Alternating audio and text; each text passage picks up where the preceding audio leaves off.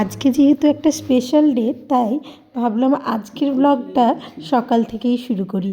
আজকে আমার মেয়ে মারিয়া, ওর জন্মদিন।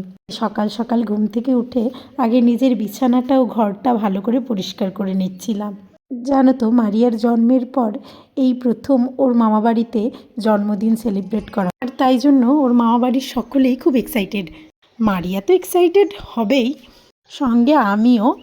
আর ওর মামিমারা তো অস্থির হয়ে যাচ্ছে কি করব কি না করব।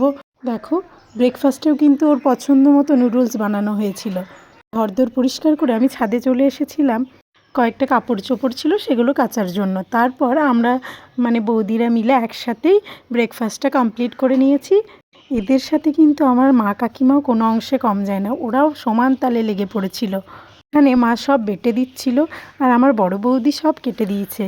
তারপর আমি, আমার ছোট বৌদি আর আমার কাকিমা মিলে রান্নাগুলো কমপ্লিট করছিলাম।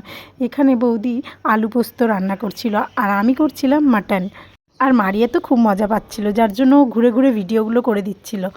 আর এইদিকে কাকিমা পায়েস চাপিয়েছে। কাকিমা আমার পায়েসটা দারুণ করে। আর এই দেখো, এখানে মাছ সর্ষে রান্না করা হচ্ছে।